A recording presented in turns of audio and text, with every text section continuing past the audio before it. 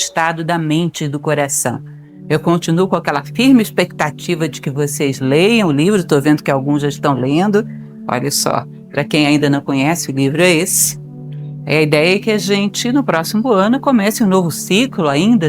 Srihan é um filósofo relativamente recente, falecido em 1973, que vale a pena ser conhecido. Aspecto, lembram que eu sempre tenho o hábito de fazer uma síntese, uma palavra ou uma expressão-chave que vocês saiam daqui com ela. É interessante para quem trabalha com... Essa palestra, fundamentalmente, ela é de uma coisa chamada vida interior, que a gente não sabe muito bem nem do que se trata, né? O que é vida interior? Nós acordamos, passamos o dia voltados para quem somos nós, qual é a nossa verdadeira identidade, diálogo interno, identidade, tudo isso que grandes filósofos, tristeza, depressão, solidão, seja lá o que for, pensamos em mudar coisas fora. E porque é mesmo como se um adolescente não gostasse das suas espinhas e mudasse o espelho, se você for. Eu tive um amigo alguns anos atrás que trabalhava na área de psiquiatria. Ele falava que ele atendia um grande número de deprimidos e que havia uma insistência muito grande da família para que essas pessoas viajassem.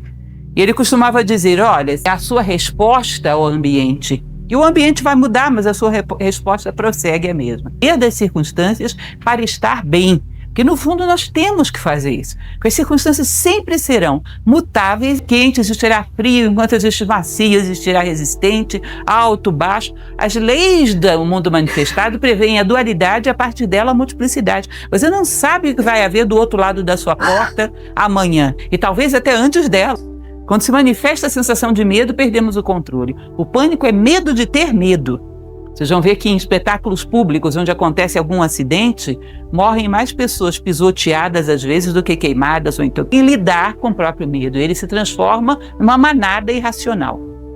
Então, esse saber manter, saber se mente equilibrada e feliz, não depende de circunstâncias. E ao longo da história da humanidade já tivemos muitas formas de vida. Muito não tínhamos, por exemplo, eletricidade. Quando nos falta a luz um dia em casa, nós ficamos com os pés e mãos atados. Não existia eletricidade. Você andava com uma vela por dentro da casa, numa absoluta escuridão. E todo mundo tinha que se virar assim. E muita gente foi feliz a semana. Olha, se depender das circunstâncias, estamos perdidos, porque as circunstâncias nunca serão homogêneas. Elas vão variar. Lembrem, eu quero deixar isso bem claro para vocês. Existe uma trajetória humana muito bem estabelecida, que é a ignorância, a sabedoria, e no meio do caminho o amor à sabedoria, que é a filosofia. Não, mas estou brigando. Um filósofo não é perfeito, ele tem ânimo de aperfeiçoamento. Em que nós temos soluções prontas, simplesmente sabemos aonde queremos chegar. E isso faz com que caiamos no diferencial da filosofia, nos dá uma meta e um ânimo de aperfeiçoamento. Então todos nós estamos buscando isso, inclusive eu mesma. Vamos falar um pouco a respeito, então, desse aspecto da vida interior. Então, ainda há pouco, o mundo é dual. Se você tem um mundo exterior altamente imóvel, você tem que ter um centro fixo, porque senão você se perde. Pensem naquele compasso que vocês usavam no tempo do colégio, essa estrutura psíquica do centro e da circunferência. Você age com muita liberdade e segurança na circunferência. Se não perde, mas não varia conforme as circunstâncias. A nossa sociedade atual propõe isso como forma de vida. Isso fragiliza emocionalmente a sequência. Que a partir desse ponto fixo do compasso, você domina a esfera da tua vida. E faz uma esfera perfeita todos os pontos equidistantes do centro. Senão você vai ter uma mancha disforme. O ponto de partida dela é paz e serenidade interior. E tudo mais nos será dado de vista do centro, que é a tua identidade, em todas as coisas. Lembrem daquela frase que falávamos na semana retrasada, quanto mais dentro, mais fora. Eu tenho liberdade, tenho ousadia, tenho imaginação para atuar fora, quando eu estou com os pés muito bem calcados no centro. Tenho uma idade que me deu quando eu nasci. Eu vivo, não sou vivido. Isso é o elemento fundamental do qual ele vai falar. Nós estamos calmos. Nós transferimos para a consciência onírica a nossa agitação da vigília. Nem angústia de procurar algo que não sabemos o que é a pior das angústias. Não sabemos exatamente o que nos falta, mas temos esse estado de angústia, de agitação, que às vezes não percebemos, porque não existe o contraste. 1 minuto de paz vai te dar o contraste. Você vai perceber. Eu estava uma vez com meus alunos e falava uma coisa curiosa, que é um problema você provar algo de muita qualidade. Porque depois, um bom vinho, um bom café, um bom azeite, acabou tudo aquilo que você tem em casa, não presta para nada. Nunca mais aquilo é do meu padrão. E você não sabe o que você tem em casa, não presta. Então o contraste gera esse estado de consciência. Um momento de paz e eu tenho uma referência. E eu sei o que é isso. Esse constante estado de angústia e de carência já não dá mais. Aí isso é um filósofo. As pessoas dizem, coitadinho do filósofo, está sempre buscando a si mesmo. Ou pelo menos ele sabe o que sabemos o que é também. Já falei muito sobre isso para vocês nas outras palestras. Como nós não pegamos uma lista daquilo que temos e achamos que temos que ter mais. Porque são os únicos valores que conhecemos. Meu salário não está à minha altura. Deve ser porque Brasília tem um clima terrível, eu tenho que ir para uma cidade melhor. Ou seja, eu colocando uma anfíbia, ou seja, vive em 2 meios, ela vai lá embora. Anda pela terra e volta para dentro d'água. E o peixe curioso seca. Não, ela não é assim homogênea, ela é feita de pedacinhos. Você imagina uma água cheia de bolinho, né? Ele tem que trabalhar. Um momento de estar consigo mesmo vai te introduzir numa dimensão nova. Que aí, percebem isso? É necessário ter a referência. Aí depois você vai ter possibilidade de reencontrar o caminho e voltar a esse ponto. Que já foi feito algum tempo atrás por um instituto de pesquisa, que eu não me lembro mais o nome, aquilo que eles chamam de felicidade da população. Eles fizeram uma curva de felicidade. E era um gráfico cartesiano, onde o terceiro já não me acrescenta grande coisa. O quarto já vai começar a me gerar angústia existencial. Porque eu não sei o que fazer com tanto carro, ele não está acrescentando nada à minha vida. Só estou pagando mais IPVA. É isso. Aí começa, chega onde você tenha pessoas que têm um certo nível de bens materiais muito elevado e começam a ter depressão e angústia existencial. Porque já não sabe mais para onde correr. O que ele possa imaginar de quantitativo já tem, e o qualitativo não mudou. Então, para onde que eu vou? Um dia ainda vai concluir que a maior parte dos males físicos que nós temos vem de uma angústia psicológica sem fim, que paira no ar na sociedade atual. Uma falta de perspectiva, um medo de parar e psicológico constante. Aí começa a gastar, procurando se distrair com coisas do mundo ou viciar em um monte de coisas para não ter tempo para pensar em si próprio. Um monte de fugas, que aí vai acarretando males físicos, psicológicos. Você olha para ela não estava irritada ainda há pouco? Aí botou todo mundo dentro de casa irritado e ficou calma. Vocês já viram isso? É muito comum acontecer também. Briga, causa uma confusão, bota todo mundo mal, aí ela vai. E diz que essa é uma válvula de escape mais comum do que imaginamos. A agressão que vem de você ter que agredir alguém porque está muito descontente. Esse alguém era para ser você mesmo. Então, terceiriza, espelha, joga do lado de fora. Reciprocamente, sem compulsão. E isso tem uma qualidade, que é vida interior e estar em paz consigo mesmo. E isso se expressa, conforme as circunstâncias, de inúmeras formas. Vocês podem conceber uma pessoa que é profunda, serena, parece com generosidade, mas com justiça não. Com amor, mas com bondade não. Como poderia ser isso? Não parece estranho? No fundo, nós sabemos que todas essas coisas são simplesmente faces como um prisma. Faces de um único centro. Manifestações. E ele vai dizer, paz, cuidado, porque paz não é indolência, paz não é passividade. Pense numa coisa complicada, como dizem, nós fazemos hoje em dia entre paz e passividade. Um cidadão pacífico é aquele que não faz nada. Não, isso é um passivo. A unidade vai lá e coloca todo mundo para fora, né? A paz exige ordem, exige harmonia, portanto ela exige unidade, ela exige defesa. A paz tem um aspecto de tensão da vida que ela se garante, segundo o princípio, ela não deixa consciência. Ela garante que nós vamos deixar marcas no mundo e não o mundo nos deformar. É daqui para fora. É como se você... E que, de repente, o conteúdo daquilo que ele escreve é determinado pelo tipo de papel, pelo tipo de caneta e pela tinta. Não, você veio para deixar uma marca no mundo e você que diz a elas como tem que te servir e não o contrário. Imaginem vocês se dar as circunstâncias. Se não existe a circunstância, eu crio. Não é assim? Onde há uma vontade, há um caminho. Shakespeare não deixaria de escrever o que escreveu porque canetas, nem penas, nem coisa nenhuma, os homens deixaram seu recado ao mundo. Deram um jeito e deixaram. Ou seja, o homem é um construtor de manifestar sua identidade ao mundo. Nem coletiva como humanidade, nem individual. Você não diz a que veio. Quem é você? Qual o recado que você... Então, essa resistência ao meio é algo que ele sempre fala também, né? Uma corda bem afinada de um violino. Existe uma passagem, inclusive, no budismo, que quando o Buda se ilumina, ele vibra muito violentamente. Ou seja, de um lado, uma pessoa que está estática, e do outro lado uma pessoa que não age, ela só reage. Como venham as coisas do meio, ele reage. Ele vibra segundo o vento. Ele vibra segundo aquilo que passa por ele. Se você, a pluma não é dona de si, ela é escrava do vento. Nós não somos plumas. Nós temos a liberdade de conduzir o nosso barco na direção escolhida. Estava na fila do banco e tinha 2 senhores na minha frente, não sei exatamente o que eles iam fazer, já eram bem idosos. Eu sei que a conversa era mais ou menos o seguinte, eu bisbilhotando, é claro, não podia fazer nada. Eles conversando, olha, sabe, fulano, você sabe que quando eu era jovem eu queria ter ido para fora do país, mas aí meus pais não quiseram. Aí logo depois eu caí, feito tal coisa, vivido no campo, minha esposa não quis, vieram os filhos, tinha que ter colégio, tinha que ter hospital. Aí logo depois eu comecei a trabalhar, eu queria ter feito um curso universitário de não sei o quê, mas o meu chefe precisava de outra coisa, então eu fiz o que ele precisava. Ou seja, a vida dele era o que tinham feito com ele. E se eu estiver errado, culpa do taco. Não é assim? Vitimização, transferência de responsabilidade. E é dizer, a tua identidade é única e irrepetível. Interior, a ação deve ser livre e expressiva. Gosto bastante, que é 1492, A Conquista do Paraíso. Aquele filme, para quem não sabe, A Vida de Cristóvão Colombo, que foi escrita à época pelo seu filho. Alguém assistiu esse filme? Lembram que começa o filme numa cena muito bela, ele estava descascando uma laranja com seu filho à beira do mar. E ele diz, meu filho, uma coisa que eu quero ensinar para você é que você seja capaz de ver com seus próprios olhos, ou veja por você mesmo, com os seus próprios olhos, por isso você tem olhos. Ouça com seus próprios ouvidos, por isso você tem ouvidos. Vocês acham que a mensagem cristã, quando Jesus Cristo diz que quem tem olhos para ver, que veja, quem tem ouvidos para ouvir, que ouça, ele está falando de olhos e de ouvidos físicos? Provavelmente. Então ele diz, nós viemos para expressar o que está no nosso ser, dar o nosso recado com animais. E diz, às vezes introduzem agulhas ou dão choques elétricos no cérebro do animal para ele ter certas reações, realmente não gosta disso.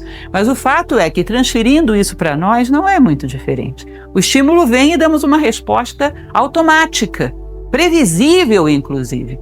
De tal maneira que quem está de fora pode até prever o que alguém vai fazer atuar sobre uma pessoa massificada do que sobre uma pessoa que tem algum grau de individualidade. Porque você sabe exatamente o que ela vai fazer e você está preparado. Ou ela fica histérica e você elimina logo, ou fica catatônica e você tira tudo resposta para isso. Porque a inteligência humana é multifacetada, pode sair qualquer coisa dali. É um risco muito alto. E às vezes andando pela rua, pela maneira como lida com seus pertences, eles têm um pouco de conhecimento da paramento.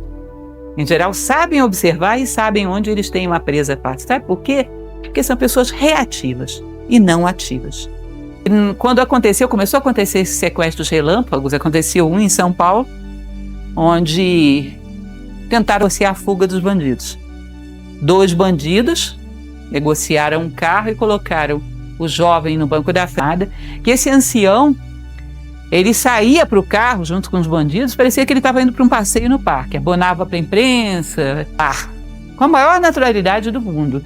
A gente que quando menos esse bandido esperava, ele simplesmente fez esse gesto, pegou o cano, atirou.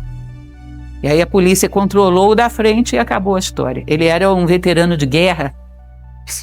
O que uma pessoa lúcida vai fazer? Uma pessoa massificada é fácil. Ou seja, aquela que é capaz de manifestar o seu ser interior no mundo é imprevisível. É um espetáculo. Não dá para você presumir. Nós não sabemos o que vem daí. É o espetáculo da natureza humana, muito rico. Tem possibilidades impensáveis. A palavra que ele cita bastante, que para eles é um sinônimo de felicidade, vairagya. Vairagya, na verdade, é tradução para ele. Trata todas as coisas da melhor maneira possível, mas tem uma verdadeira e profunda consciência de que e esse ele mesmo, nada nem ninguém pode roubar dele. A tua essência, a tua identidade. Aliás, Sirihan tem um outro livro que ele fala algo que é tão belo que eu tenho que contar isso para vocês. Embora não vão te abalar, porque dentro de você isso tem raízes profundas. Você tem certeza? Você tem certeza, por exemplo, de que existe o amor verdadeiro? Não é só uma mecanicidade, não é só instinto, não é só manipulação. Isso tem raízes de percepção muito profunda dentro de mim.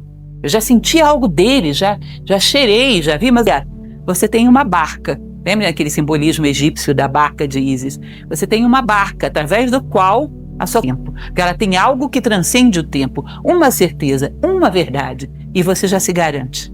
A eternidade vão te abrigar se você tiver uma barca. Algo que você concluiu por uma experiência da eternidade, vão receber a sua barca e você não afunda, não naufraga.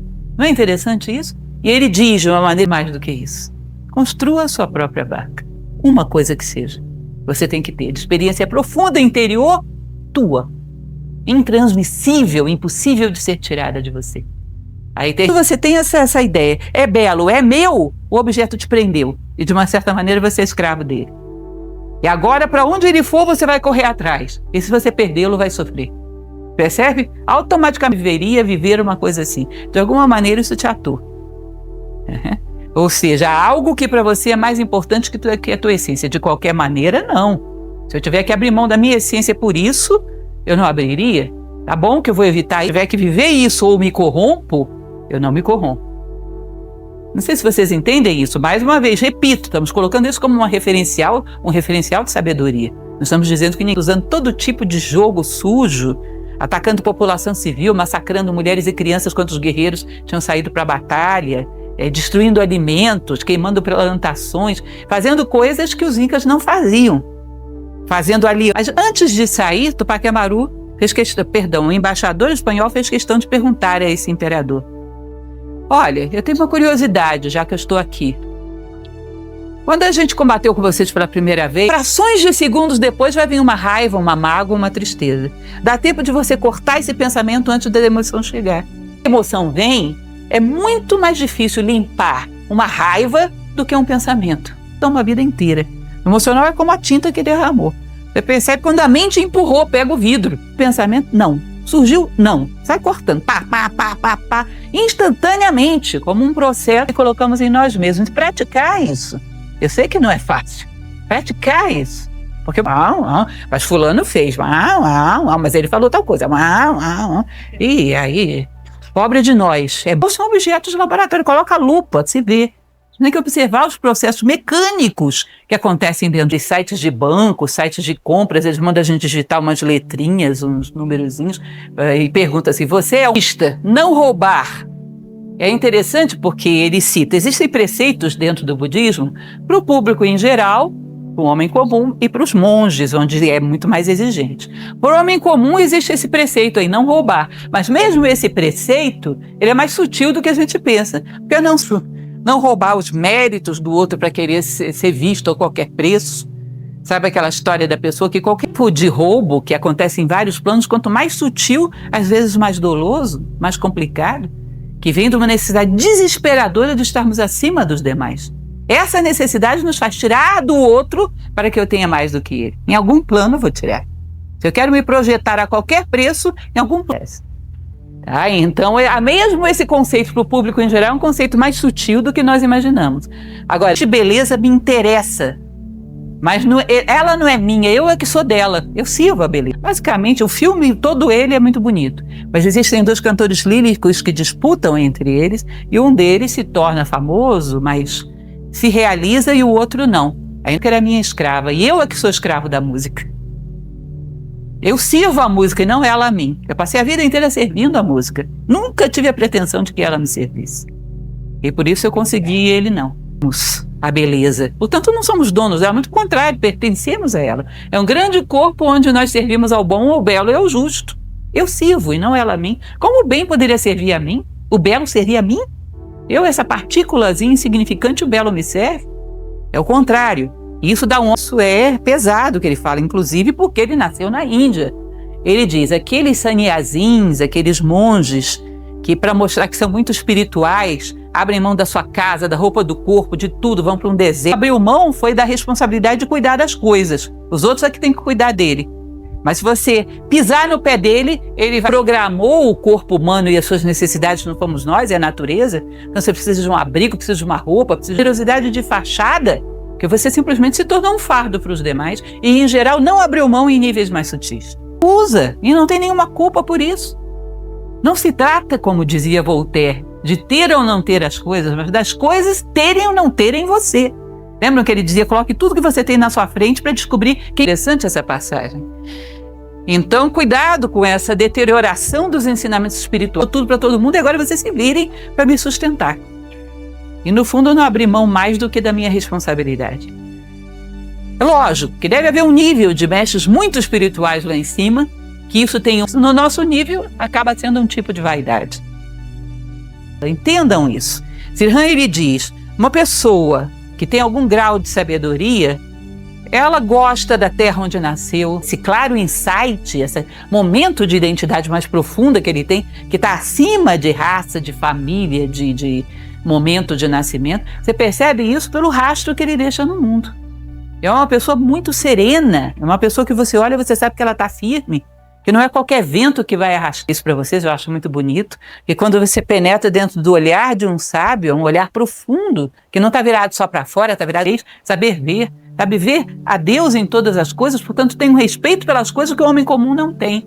Respeito por um objeto, por uma planta, por um animal, e inclusive, porém, a sua identidade não está calcada nessas coisas. Ele não mataria nem morreria por isso. Entende? Isso não o limita, isso o enriquece. Eu não nasci no Brasil, toda a tradição brasileira me enriquece.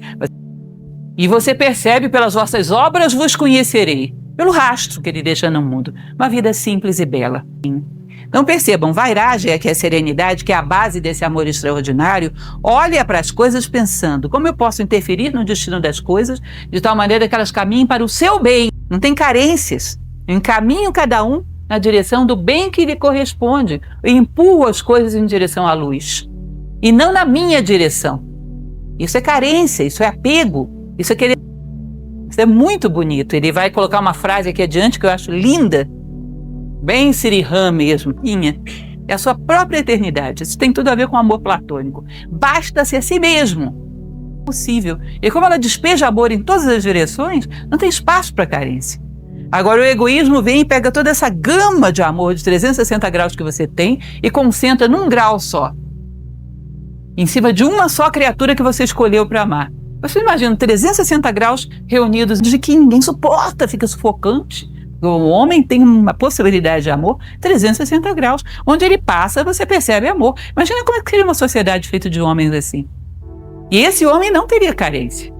Que aquilo que jorra não tem necessidade de absorver nada. Uma fonte de sentimentos. Eu já falei para vocês sobre isso, inclusive. Você quer amar esse amor extraordinário, humano? Tá bom. Sabe o que você vai fazer agora? Vou pegar o tijolo. Não. Cava um buraco. Agora, não. Dobra os ferros, coloca lá dentro, joga a estrutura de ferro profunda de acordo com a altura do prédio que você quer construir, joga o concreto lá dentro e vai. Para você um dia ter condições de colocar aquele tijolinho. Amor. Tem uma série de virtudes prévias. Desapego, não agressão, que vem de você estar bem consigo mesmo. Você depende deles, vai maltratá-los, não vai deixar que eles caminhem na direção que lhes corresponde, ou seja, o ponto final. Ou seja, Platão e Vinícius de Moraes nesse assunto não se entendem muito bem. Não se entendem, porque para Platão ser amor verdadeiro é infinito por natureza, porque é uma virtude espiritual, e no plano espiritual não existe tempo. Portanto, não tem como ele ter início nem fim. Ele é. Não suporta o peso de um amor humano. Amor puro, incondicionado, não preso à memória ou a expectativas. Bicho, por que eu sou resistente? Porque eu sou uma pedra. Por que eu amo? Porque eu sou ser humano. Ah, porque você vai me amar também e vamos ficar juntos pela eternidade. Isso depende de você. Faça você o que quiser e eu vou amar. Você não pode nada. Sempre conto para vocês um causo, coisas bobas. Eu gosto desses exemplos bobos que são os que a gente mais ganha. Na minha casa dá um monte de injeções nela. Todo dia. Não vou entrar em detalhes se deve ou não dar injeção. Carente, triste, ficar feliz da vida. Quando a gente passava na frente da farmácia, ela queria cruzar a rua para não passar. Para ser temido, mas salvei a vida da menina. Já imaginaram? Médico carente? Não, antibiótico não, é óbvio. Então o amor ele deveria não esperar senão o bem do ser amado. Senso, né? E aí nunca vai acontecer isso que ele fala, a sensação de sacrifício. Porque agora é apresentar conta. Se tivesse emanado amor porque não podia fazer outra coisa, não tinha conta. Entendem?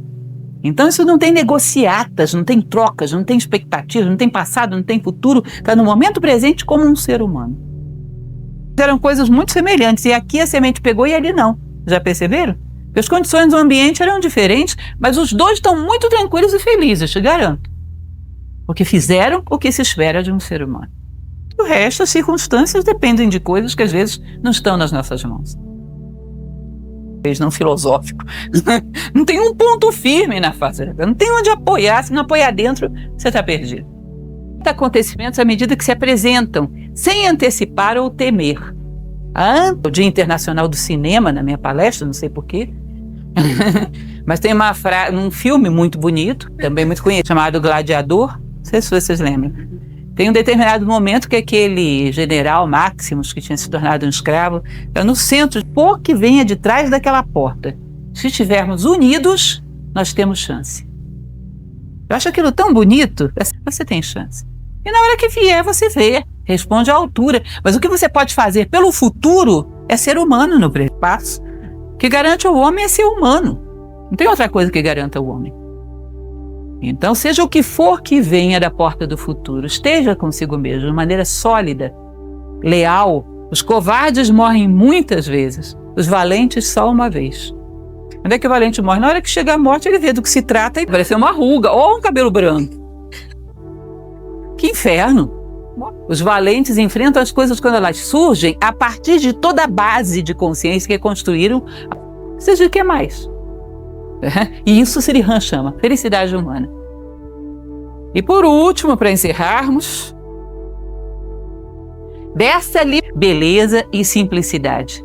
Aí ele vai dizer que o pequeno eu, que é o eu pessoal, usa essas palavras sem as virtudes humanas são assim. O cativeiro do egoísmo, do cidadão que só pensa no pequeno eu. Essas coisas não crescem, não. Ele vai ter tudo uns negócios meio esmagados, meio mal feitos. Essas virtudes só crescem em liberdade. Exigem que o homem dê liberdade para que elas se expandam. Presos dentro do cativeiro do próprio egoísmo, do próprio euísmo, desse pequeno eu, esse carro não é novo.